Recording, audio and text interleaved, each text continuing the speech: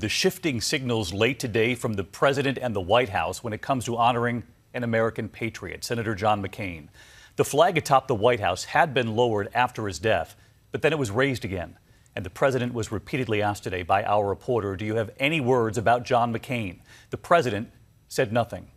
But there were words today from Senator McCain himself, his farewell letter, a final goodbye, read aloud today in Phoenix with a message for this country, for this time.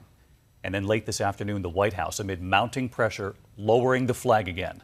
ABC's chief White House correspondent, Jonathan Karl, leading us off tonight. In the Senate chamber today, black velvet and white roses on the desk that belonged to John McCain. While John proudly served with us as the Senator for Arizona, he was America's hero all along. And today, a final message from McCain to the country he loved so much. A farewell letter read by his friend and former campaign manager. My fellow Americans, whom I have gratefully served for 60 years. McCain's last words, a plea for decency, tolerance, respect, and perhaps a final criticism of the current president. We weaken our greatness when we confuse our patriotism with tribal rivalries. We weaken it when we hide behind walls rather than tear them down. We have always had so much more in common with each other than in disagreement. If only we remember that and give each other the benefit of the presumption that we all love our country, we will get through these challenging times. John McCain's final journey began Saturday evening, his hearse leaving his Arizona ranch. A homemade sign along the route, a police officer's solemn salute. There will be services in Arizona and Washington, and eulogies from Presidents Barack Obama and George W. Bush, two men who defeated him. To ask them to speak at your funeral and for them to be honored at the opportunity, that tells you all you need to know. McCain's campaign against Obama was hard fought and sometimes bitter, but even in the heat of battle, he defended his opponent's patriotism. I can't trust Obama. I have read about him, and he's an Arab. He is not. No? No, ma'am.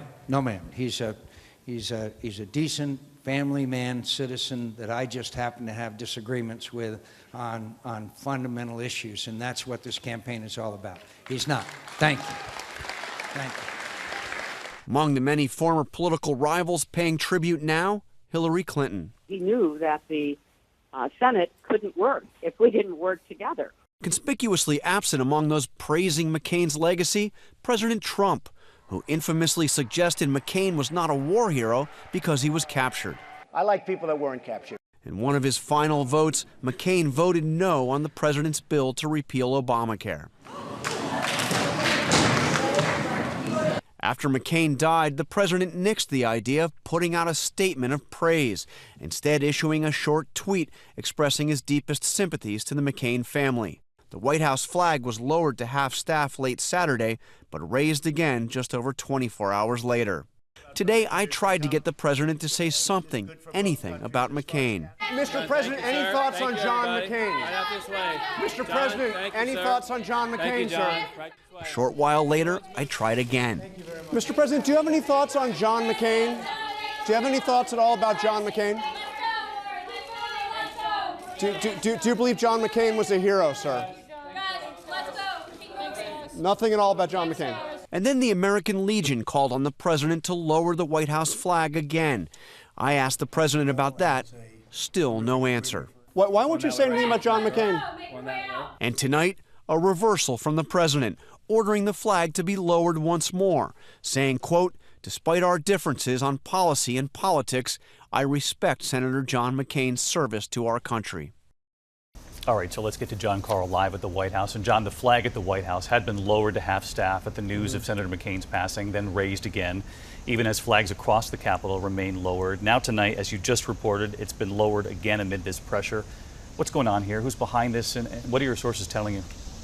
Well, the president was under enormous pressure, particularly after the VFW and the American Legion. These are groups that represent millions of veterans came out calling on the president to issue a proclamation on McCain and to lower the flag.